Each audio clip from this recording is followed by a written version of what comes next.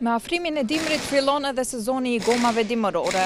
Nga 15 nëntori deri më 15 mars, çdo shofer duhet të jetë I pajisur sipas ligjit. Ministria e Punëve të Brendshme paralajmëron se mungesa e tyre nuk rrezikon vetëm gjoba, por rrezikon edhe sigurinë në rrugë. Ndaj apelon tek qytetarët që t'i nderojnë gomat për udhëtim më të sigurt.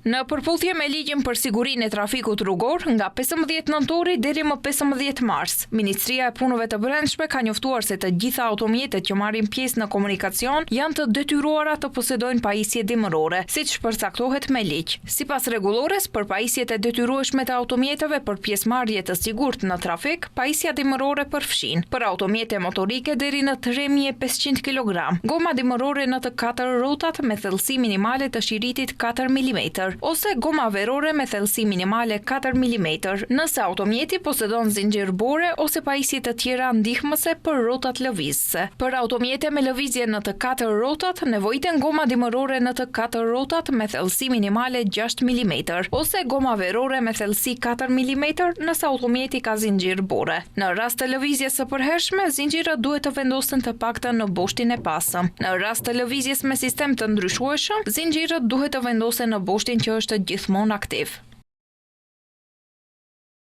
Për automjete mbi 3.500 kg, nevojiten goma dimërore në rrotat lëvizëse me thellësi minimale 6 mm ose goma verore në të gjitha rrotat me thellësi 4 mm, nëse automjeti posedon zinxhir bore ose pajisje të tjera ndihmëse.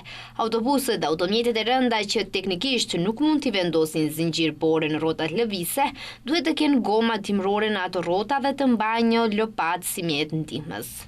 Shenja dalluese të gomave dimërore, ata bëjnë të ditur se janë ato goma që mbajnë në anën anësore shenjat MS, M+S, M dhe S, dhe simbolin e borës brenda një mali me 3 maja. Ndërkaq, MPB rikujton se në përputhje me rregulloren, përdorimi I gomave me gozhda ose thumba është I ndaluar.